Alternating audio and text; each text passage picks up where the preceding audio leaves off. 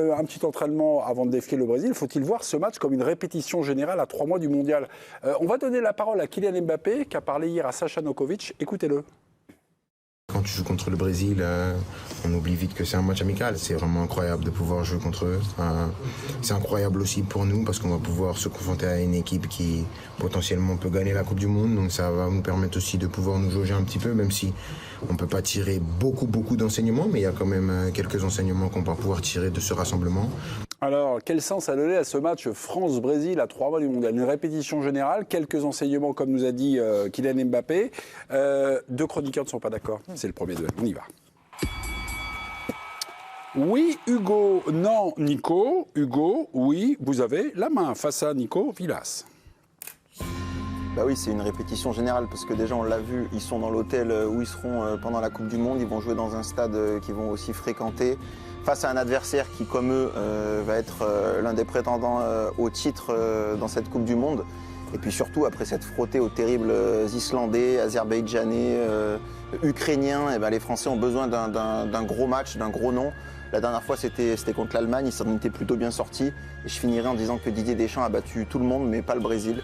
Il reste sur 2 torgnoles, 3-1 et 3-0 en 2013 et 2015. Ok, non, Nicolas Villas, c'est pas fondamentalement une répétition générale. En 3 mois, c'est le mondial. D'ailleurs, Mbappé le dit lui-même et il se raccroche après aux branches, mais il dit qu'il n'y a pas vraiment d'enseignement. Et puis après, il se rend compte que finalement, il est quand même là en prestation. Et il dit si, il y aura quand même quelques enseignements. Alors déjà, on a une équipe du Brésil qui était déjà pas hyper sexy sur le papier, mais il y a beaucoup d'absents qui sont venus se rajouter. Il y a encore 2 défenseurs qui sont blessés. Et puis là, c'est une tournée marketing. Je veux dire, là, les équipes sont déjà qualifiées, les joueurs sont fatigués, il y en a plein qui ne veulent pas y aller parce que le voyage est long, etc. Même Mbappé, il y va parce que c'est une opération menée par l'équipe Montier. Enfin, moi, je m'attends à aucune surprise et à aucun enseignement suite à ça, quoi, malgré la symbolique. Merci Nicolas, vous avez dérivé sur la version économique, je vous ai laissé un petit peu de temps pour prendre un peu de hauteur. Damien Degore, est-ce que c'est... Le président est déjà renversé dans l'exercice. Il a tenu Poher la première fois. Ça. Un peu plus, parce que je trouve sa prestation un peu mais là, fébrile jusqu'à présent. Bon, l'enseignement, c'est que pour l'instant... C'est que je vais là-bas. Oui. Et c'est que je vais te montrer comment on préside l'équipe rotation. Tu vas voter pour toi, du coup pas sûr, j'ai bien écouté Nico. Vu le bonus activé, je pense qu'il n'y a pas forcément de suspense. Écoutez, président, j'ai l'impression que vous allez voter pour vous. Donc finalement, qu'est-ce qui vous a pas séduit dans les arguments de votre adversaire, Nicolas Villas, sur cette question? Alors, je suis venu à cette place parce que Nico a failli renverser les arguments auxquels je tenais au début, mais il n'a pas réussi. Et j'ai failli, quoi. Non, parce que Mbappé, dans sa déclaration au tout début, il dit quand même que c'est le Brésil, que c'est une affiche énorme, etc. Et voilà, ça a tout du match référence à réussir, en tout cas, avant une grande compétition comme la Coupe du Monde. Moi, je pense que si l'équipe de France perd encore une fois face au Brésil, l'équipe de France de Deschamps perd face au Brésil à 3 mois du Mondial, dans un stade aux États-Unis où ils vont être amenés à jouer, c'est un mauvais signal. Okay. Il faut battre cette équipe, mais j'ai envie d'entendre les arguments de Damien. Damien, vous avez évidemment la parole. On respecte évidemment l'autorité de ce président de passage, mais l'autorité quand même. Non, mais je penche plus vers ce que dit Nicolas quand même. Je conçois l'idée pas d'une répétition, mais en tout cas d'une prise de marque dans un stade que les Bleus vont fréquenter, ça c'est possible.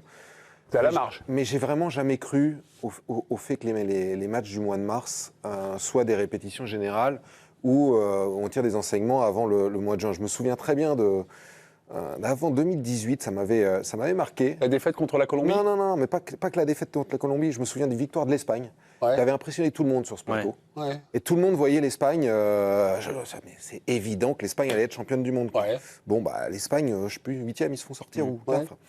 Et je ne crois pas à la vérité du mois de mars, quoi. Je pense qu'il n'y a aucune vérité en mars. C'est une période pour faire jouer un peu, pour se retrouver, mais je ne crois pas aux enseignements. Il bouillonne, il est silencieux, c'est Jérôme Alonso. Il y en a un autre qui bouillonne, c'est Greg, mais je vais le laisser monter en température. Jérôme Alonso, je vous ai vu déjà sur les arguments d'Hugo bouillonner, et puis vous étiez au bord de l'implosion. Non, pas du tout. Non vous n'étiez pas d'accord, vous leviez les yeux au ciel. Je suis juste pas d'accord. Pas d'accord. Sans bouillonner. Sans bouillonner. Non, pour moi, par contre, j'aime pas trop quand tu lèves les yeux au ciel. La notion de Bon, là, répétition c'est générale, déjà, elle est trop loin. Pour moi, d'ailleurs, quelle que soit l'industrie du spectacle dans laquelle on parle, que ce soit un concert, une pièce de théâtre, n'importe quoi, quand la répétition, elle vient très très proche du jour J. Là, on est très très loin du jour J. C'est simplement ça, mon argument principal, c'est qu'il peut se passer tellement de choses en 3 mois. Alors oui, demain, on va voir des gars, on va jouer sérieux, ils vont jouer pour gagner, évidemment, c'est pas un sujet. Mais il y a tellement de choses qui peuvent se passer d'ici à mi-juin que pour moi, ma notion de répète générale, c'est quelques jours avant ou le dernier match juste avant où tu as ton vrai 11, où tu es quasiment sûr d'avoir ton 11, où tu vois, voilà. Parfois, Là, même à l'issue du premier match. là, je veux dire, il y a change. tellement de joueurs qui sont sur la jante déjà, il y a tellement de joueurs dont on ne sait pas, il a commencé par Mbappé, on ne sait pas dans quel état il est, il y a tellement de joueurs dans le cas d'Mbappé que pour moi, Y compris de l'autre côté d'ailleurs. y compris de l'autre côté, moi la répète générale c'est vraiment quelques jours avant. D'ailleurs, comme pour un concert, une pièce ou n'importe quoi. Là, on est trop loin. 2 mois et 21 jours, c'est l'écart entre donc ce France-Brésil et ce France-Sénégal, premier match pour la tournée mondiale des Bleus. Greg Schneider. Non, enfin, il fait allusion à l'Espagne, mais l'Espagne avait perdu son sélectionneur Lopetegui juste avant le Mondial 2018. Ça n'arrive pas tous les jours. Ce qui me gêne dans le mot, et là où je trouve ça faux, c'est le mot général. Parce qu'en fait, il n'y a pas d'enseignement collectif. C'est pas vrai. Une équipe, elle se fait pendant la compétition. Déjà, elle se fait jamais avant. C'est-à-dire qu'il se passe quelque chose pendant la compétition qui fait que tu vas au bout ou que tu vas pas au bout. Nous, ça avait été le France-Argentine. Enfin, il y a toujours des matchs déclics. Il n'y a pas des petits trucs annoncés. Non, alors individuel. Individuel sur les postes de 19 à 26, où effectivement, Malo Gusto, il a quand même intérêt à faire attention aux entraînements, même s'il y a peu de concurrence. On parlait de Lacroix, on parlait de... Là, il y a des enseignements à tirer individuellement pour ces joueurs-là, des joueurs qui sont un petit peu à la marge. Vous pensez bien que Upamecano, il n'est pas scruté avec une grande attention. Oui, ok. Pas plus que... Donc, il y a quand même ces petites choses. J'ai l'impression que chaque rassemblement... Le foot étant ce qu'il est, c'est-à-dire le foot de club a tout dévoré, les fenêtres internationales sont réduites à portion congrue. En fait, c'est presque plus ce qui se passe en dehors du terrain. Est-ce que le mec est accepté? Est-ce que ça se passe bien? Est-ce que ça pour certains joueurs plutôt que d'autres? On va aller voir Giovanni Castaldi et je vous repasse la main en m'appuyant sur les dernières déclarations d'un chroniqueur expérimenté, Grégory Schneider. 19 au 26, c'est là où ça se joue. S'il y a des enseignements, Individuel. Vous avez individuel, hein. Vous avez la même lecture. Il y a des petits destins individuels qui sont en jeu lors de cette tournée. Pour moi, évidemment, il peut se passer beaucoup de choses, mais pour moi, sur la liste, il n'y a quasiment plus aucun doute. On sait que la liste, ça sera 25 joueurs. Les places, les joueurs, on les connaît, je veux dire, à part quelques incertitudes sur l'aspect offensif, avec Marcus Thuram, Randal Kolo Muani ou Marnès Akliouche. Le reste de la liste de l'équipe de France, on l'a. Là où moi, je trouve quand même qu'il y a une forme de répétition générale. Là, vous parlez beaucoup du terrain, mais pour ce qui est des installations, de savoir comment les joueurs se sentent dans cet environnement. On sait que le staff de l'équipe de France y accorde beaucoup d'importance pour la vie de groupe. Moi, je pense que ces moments-là, ils peuvent être importants, déterminants, que ça peut avoir une incidence. Et l'affiche France-Brésil fait qu'il y aura une grande détermination. Ça ne se rapproche pas d'une Coupe du Monde, mais dans l'état d'esprit et la volonté, il y a 2-3 choses qui vont compter, à mon sens, pour la Coupe du Monde. Donc, c'est une forme de répétition. Je suis plutôt d'accord avec ça, moi. Giovanni, ça va jouer à la cantoche, quoi. Le gars qui prend 2 c'est un peu ça, flambées ouais, est éliminé, quoi. Ça devient vraiment capital, ça devient une répétition générale assez intéressante, non? Mais sur la liste, il n'y a pas de doute. Enfin, franchement, on la connaît tous, la liste pour la Coupe du Monde. Hormis les blessés, on sait tous ce qui va se passer. Sur le 11 de départ, sur le premier match face au Sénégal, on connaît à peu près tous la compo d'équipe si les joueurs sont en forme. Donc voilà, mais l'environnement dans une grande compétition, ça compte. Et l'environnement, alors sur les conditions météorologiques, non, puisque il y aura autre chose. Mais sur le reste, il y a quelques questions à répondre. Pas, moi, et ça sera en dehors des terrains, à mon sens.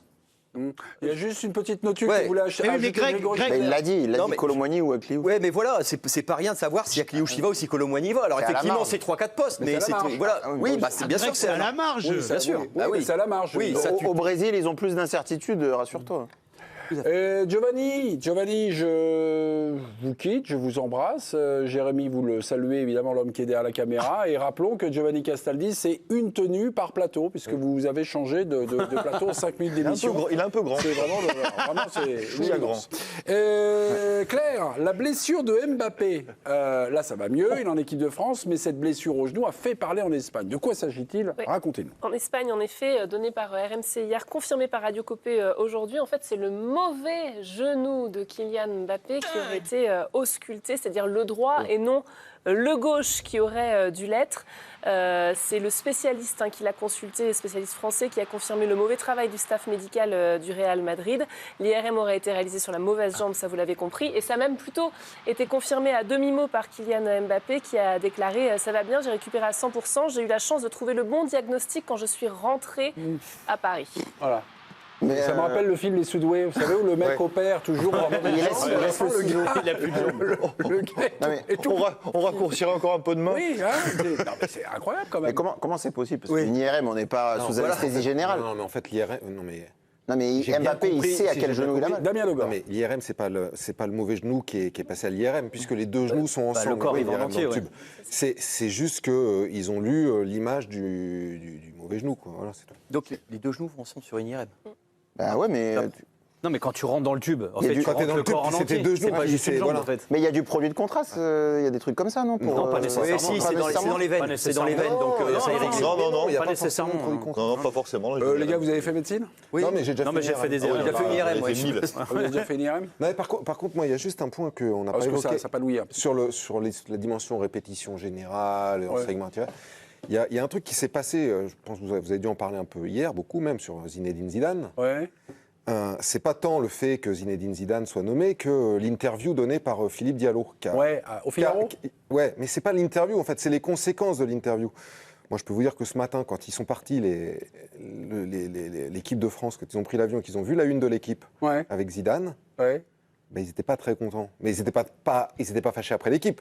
Ils étaient plutôt fâchés après Philippe Diallo, qui a mis une pièce dans le bastringue et qui soit il s'en est pas rendu compte et c'est une faute, soit il l'a fait à dessein C'est une et faute. c'est une faute. Mais ça n'a pas imaginé que toutes les questions qui allaient venir pendant la préparation du match contre le Brésil allaient être sur Zinedine Zidane. Et comme répétition générale, ben, on fait mieux. Didier Deschamps a dû apprécier, non? Ben, je crois pas, non. Non, d'accord, on avait compris. C'était pas loin.